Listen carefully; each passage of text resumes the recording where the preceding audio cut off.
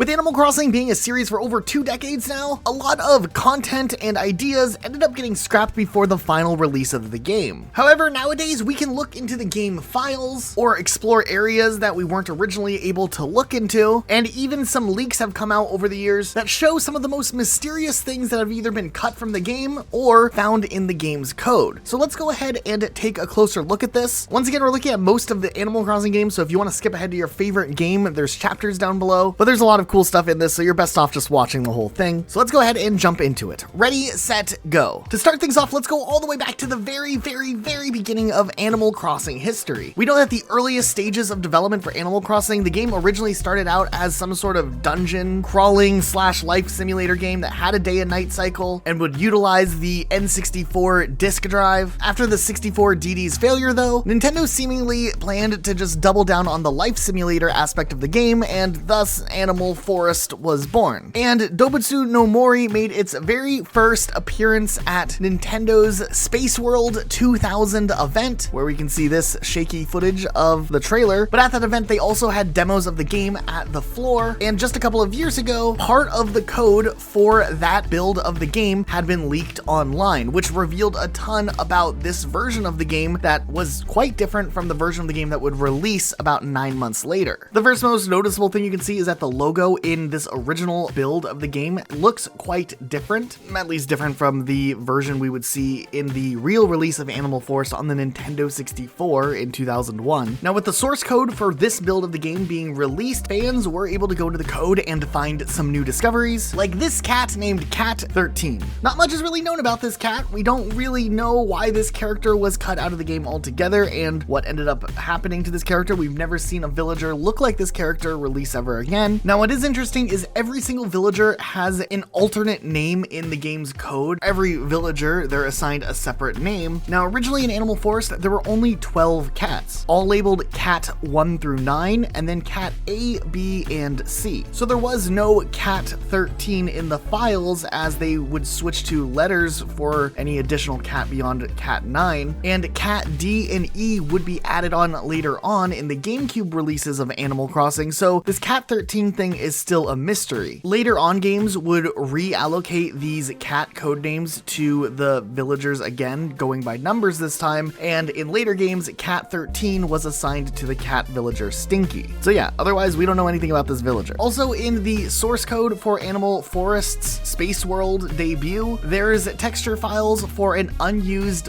Wisp, which looks quite different from the version we would see when he was finally introduced, and an unused texture for Blathers, who of course was the museum curator, but the original Animal Forest game didn't have a museum in the game, so that never actually was a thing. Blathers was added when Animal Crossing came out on the GameCube in both the English and Japanese releases. Also, there was this tent. It just looks a little bit different, and in both some of the footage shown off and in this image, we can see what Tom Nook's store, Nook's Cranny, would have originally looked inside, as it had a different floor and wallpaper than the final release of the game. Also, in the files, there is the building structure for the museum itself, along with some of the rooms, all which once again were not included in the first release of Animal Forest in Japan. The following year, after the Space World debut, Animal Forest would release in Japan for the Nintendo 64, and while some things were removed that were in that Space World build, there were some new things that were added into the code that still never made its way into the final release of the game. For instance, there is some remnants of a Famicom data manager which would have worked alongside that 64DD add-on that never really sold very well in Japan and never made its way to the West, that would have allowed you to have some sort of connectivity to classic Famicom or NES games, though this feature never fully got fleshed out with what happened to the 64DD. Also, this one sounds really stupid, but I need to include it here because it is a little bit interesting. On the main menu, the game loads up, it shows you the logo, and there's some music playing while there's a gameplay demo in the background. This plays out for about a minute before the music fades away and the screen fades to black and the startup starts again. Now, as iconic as that main menu music is, we actually don't get to hear the full version of it because the music fades away before the end of the track. So what some people have found out that you can do is if you do a method known as cartridge tilting, something that you could do back in the day for a lot of N64 games to get various results, which sometimes would be hilarious, you can actually cause the game to bug out and it will soft lock on the main menu screen and play the whole version of of the song without cueing the music fade away. This actually makes the full version of the song that you normally can't hear in the game about 20 seconds longer, but it really is just looping a few measures as the song is intended to be fading away at this point.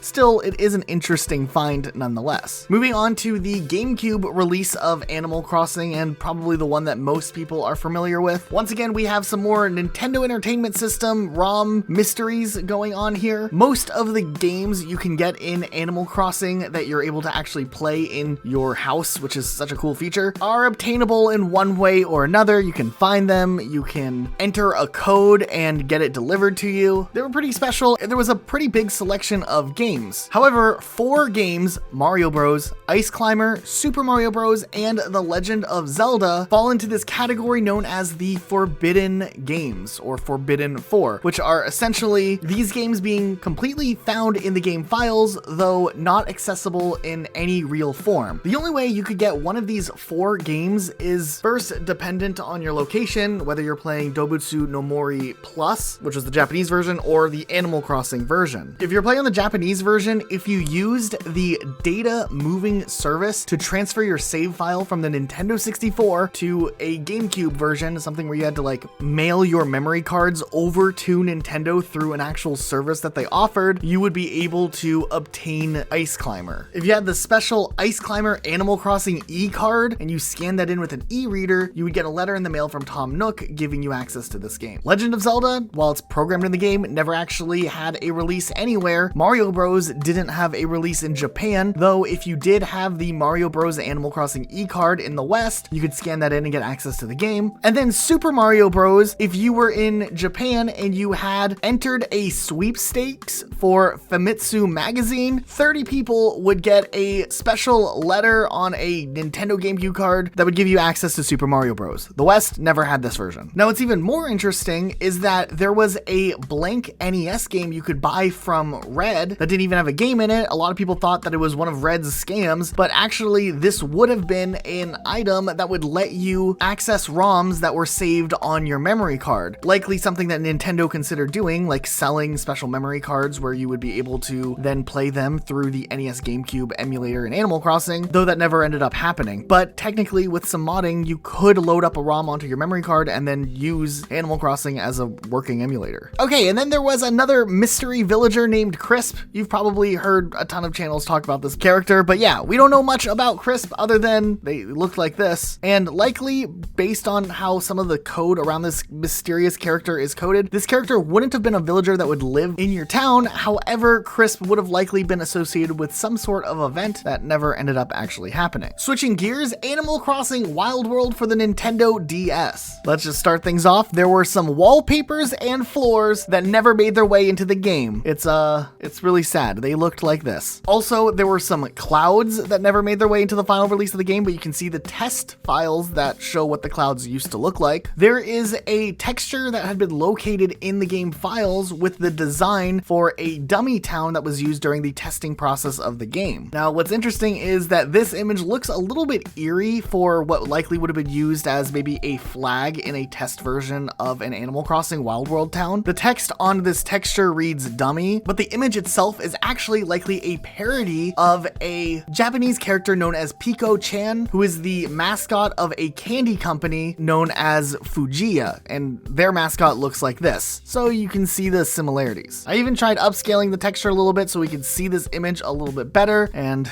it went kind of okay, I guess. This is what I came up with. Also, this was found in the game files, and no, this isn't Filbert on drugs. This was a animation test used to test the expressions of of random villagers in your town. Also, just a small regional difference between Animal Crossing releases. Typically, European and North American versions of the game are pretty similar. However, this mini mustache was removed from the European version of the game, likely to avoid looking like a certain historical dictator that you probably don't want to look like. Technically, it is a cut feature, but the Wii U re-release of Animal Crossing Wild World removes the requirement of you needing someone to come visit your town to get the Nook Store upgrade to Nookingtons. You can now just unlock it once you hit the bells spent threshold required. Next, we're going on to Animal Crossing City Folk, which released in 2008 for the Wii. And while this game doesn't have a whole lot known about it, we do know that there is texture files that go unused for the in-game map, which reveal a northern ocean texture, meaning that maybe at some point during development, there was plans to make this village an actual island like we have in New Horizons, and maybe there would have been water surrounding the entire area, or it is possible that maybe the beach was originally going to be on the north and there was access to the city and everything else to the south just to mix it up a little bit. Either way, this ended up going unused. Another really interesting thing that was found is a string of text in the game files that's not actually in the game, asking players if they want to use kanji or hiragana. It's really interesting that this would even be included or still found in the game files for the English release of the game, where it makes sense in the Japanese version of the game. This is an option at the very start where you can choose which version you want to have your written text in. It's likely when the game is being localized, everything in the game was just translated, and while unneeded, still interestingly enough, remains in the files for City Folk. It's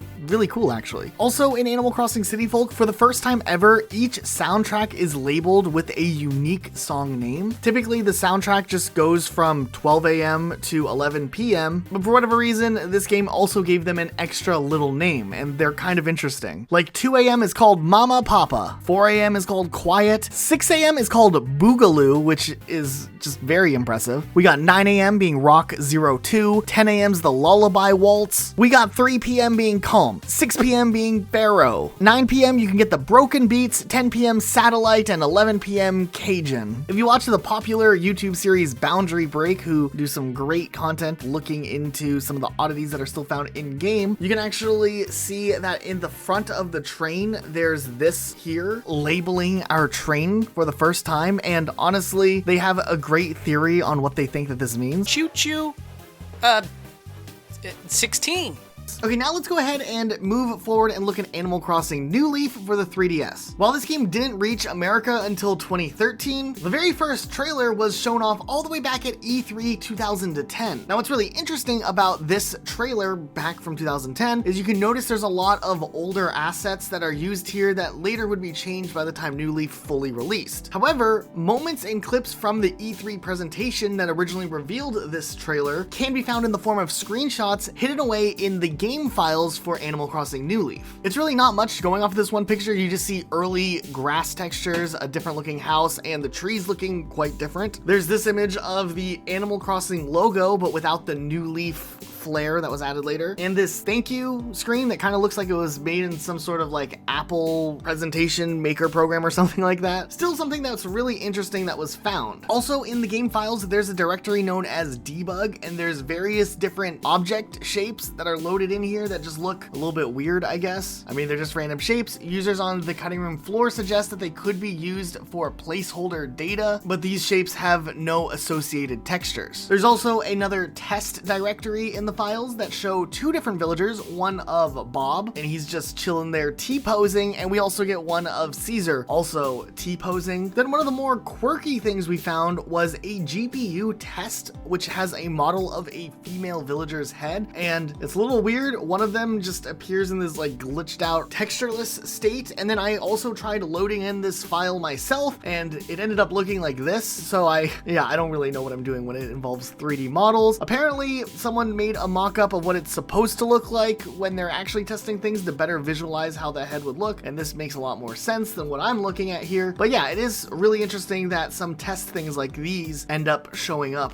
in the game files when you look through them. Also, there was a glitch a while back that someone discovered showing that if you try to put a public works project by the beach, Isabelle would have some lines suggesting you don't want to put something that close to the water, but technically in general, when you're doing the public works places, you don't even have access to go down this far. What this at least means is that this line of dialogue is typically never actually supposed to be said in the game. You shouldn't run into any scenario where Isabelle actually says this, though it's still programmed into the game's code, which means at some point later in development, maybe there was opportunities to put public works projects near the beach. However, this ends up obviously being blocked by this line of dialogue, even though once again, this line of dialogue shouldn't show up unless you do some glitches. It's kind of really cool to see something like this still remaining in the game. Also, some users on the cutting room floor found that if you manually load in the game models for the mayor's office, essentially letting you look at the objects that you normally only get to see from a fixed perspective, we can see what this desk looks like from the different angle, and it is kind of interesting. There's some nuanced things that I never really would have realized, like Tortimer's face being just stretched across the computer monitor, but otherwise things look mostly the same. A lot of the objects are just kind of double-sided texture of what's on the other side, but still cool to see something from an angle we don't normally get to look at. Also, in the New Leaf game files, there are some text strings suggesting that there was a special menu that would have come in the Welcome Amiibo update, which would have added something known as possibly a census menu, which was some sort of menu that would track the things and quests that you did while playing in Animal Crossing New Leaf. It ended up getting scrapped though. It does sound like this likely was an idea that later was brought into Animal Crossing New Horizons in the form of the Nook Miles program, where you could do your little quests and gain Nook Mile points from it. And thanks to YouTuber Slats for recompiling this in a video form on YouTube, as I don't think otherwise anybody would even know what this would look like. Let's go ahead and look at Animal Crossing Amiibo Festival for the Wii U real quick. Not that we'll spend too much time on this one, but there's just a couple of interesting things worth noting here. In the game files, you can find debug images that show early versions of the games that you typically would play in this game that look a little bit different. Like this one is Mystery Camper, what it looks like in the debug menu versus the actual release. Same with Fruit Path and Amiibo Card Battle, and also Acorn Chase. We also know that this game was built in the same engine that Mario Party 10 was built in, which is kind of interesting in itself. There's a lot of similarities in the game's code, and it likely is just one of those internal engines that Nintendo uses. However, we can take it one step further and find that there is some music left over from Mario Party 10 specifically, like the Mushroom Park theme, which was found in the game files for Animal Crossing Amiibo Festival. Here's a short excerpt of it.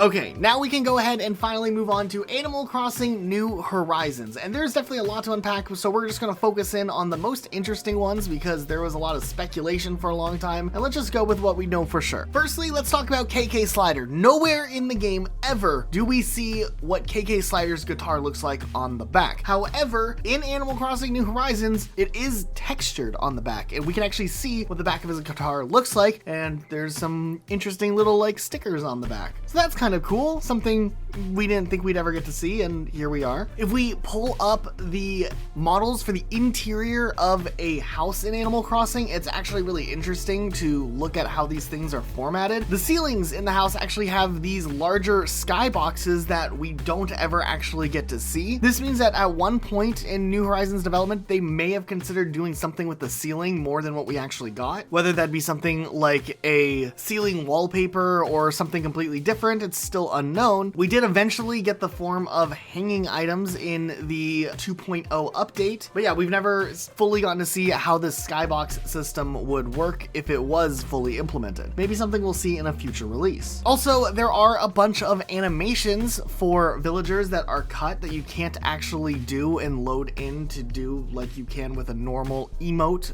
or whatever it is considered in Animal Crossing New Horizons. I mean, these things are emotes, right? Like I'm not confused here. That's what we call them. Reactions? They're called reactions. I just remembered. Nonetheless, there's some of these that aren't in the game. Fortunately, YouTuber Jay was able to modify their game and added in these cut reactions so that we can actually see what they look like, and they're kind of cool. Now, in Animal Crossing New Horizons, typically when we go to the Dodo airport and we're hanging out there, we talk to Orville a bit, and he asks us a questionnaire. We click the wrong button. We have to go back and start the whole process over again. But we never really get to talk to Wilbur unless we're on one one of the mystery islands. And it's interesting. There's actually lines of dialogue for Wilbur if you were to get the chance to talk to him through like modding the game, or if there was a scenario where he was forced out of the airport, which there never is. And the dialogue that he says is interesting. It's actually pulled from what a lazy villager will say the first time someone is talking to them on someone else's island. Like if you went to a friend's island and you talk to their lazy villager, Wilbur will say the same thing that they may say. It's interesting. Maybe there was plans at one point for Wilbur to say something unique and they use this as a placeholder, but then they realized Wilbur would never have this opportunity in the role that he has, so here we are. This section is really interesting, and we're gonna go back to this old boundary break video as a source for this, but originally, before they did the big 2.0 update that changed Harv's Island and added all these little campers and tents and stuff where you could use the services, we only had this house in this limited little area that we could run around in. However, in that boundary break video, we can see that the back of the island was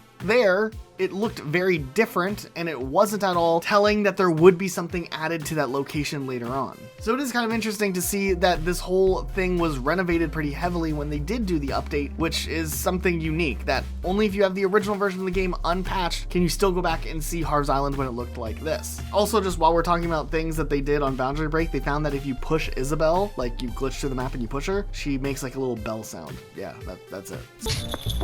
So what did you think? These are some of the most interesting things that have been found in the game's code that mostly ended up being cut content in one way or another, or just interesting content. If you enjoyed this video, maybe consider subscribing. I'm a relatively new Animal Crossing YouTuber. We've been at it for 4 months, and we've been seeing a lot of growth. It's actually really wholesome. So thank you guys so much for watching these videos. I didn't expect it to grow as much as it has already, but hey, let's just keep the ball rolling. This is a lot of fun, and we'll make more content as we have been. We'll see you guys next time with a new video.